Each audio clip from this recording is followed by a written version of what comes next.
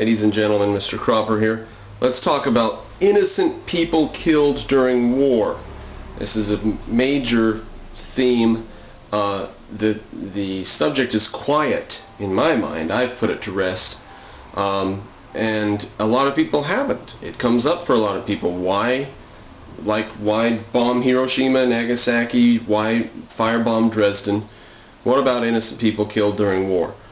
Now, I've heard, things like utilitarian type justifications like, well, even more men would have died if we didn't drop the nukes and stuff like that. Maybe. I don't know. More Americans would have died, yeah. But more Japanese? Yeah, probably. If we didn't drop the nuke, yeah, probably. But I'll put that aside. I don't care.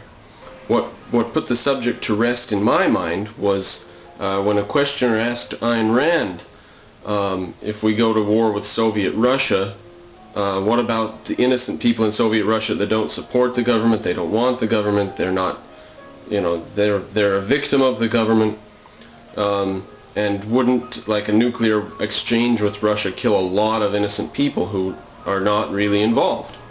And Ayn Rand said, I'll try to stay calm. This is a question which is so ridiculous, I don't know how anyone can ever entertain it. She said the idea that a person living inside of a country has nothing to do with and is immune to the effects of the government of that country is so ridiculous. And then that's close to verbatim, not really. That definitely gets the gist of what she's saying. She goes on a little bit. She says, this is why politics is important. It's not the case that we citizens in the country are here doing our little thing and the government's over there doing its little thing and we're separate, and that is not the case. This is what Ayn Rand says. This was her answer. It is not the case that we are separate from the government. She said, if that were true, politics wouldn't be important. Nobody would care about politics because you're innocent, you're safe from what your government does, you're not involved in the government, so what are you worried about? No one should be able to kill you morally. She says, baloney, bularchy, that's not going to fly. The reason why politics is important is to protect your rights. The reason politics is important is not for some platonic duty or something. It's because you can die. You can be robbed. Politics should be, is not today, but should be, the business of ironing out all of the details of protecting rights. And new laws should be passed as new technology comes and so on to protect rights. And the military should be involved in protecting your rights. And other governments around the world know this. Listen to this. If there's anybody, for example, in Iran watching right now, I doubt that. Or if you're in Uzbekistan or something like that.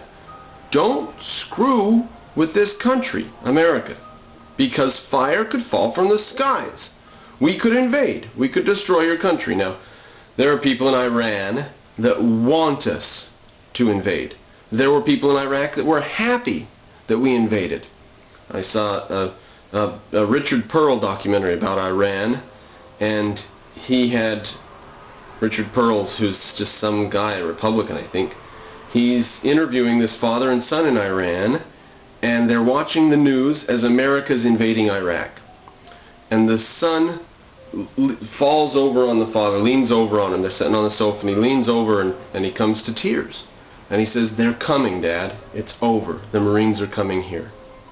Now, he was wrong. We just invaded Iraq and stopped. But he was hopeful. He said, it's over. It's done. This government's done. We're finally going to have our country back. We're finally going to see a free Iran in my lifetime. We won't be subject to thugs anymore. So those of you who think that people in any given country around the world want their country to stay independent of America, you have another thing coming. There are rational people out there who would prefer that America invade and destroy their government. There are people who prefer that. Now get this tidbit. In a book review, I shan't look up the book right now. It was a book review about, maybe I will, what the hell.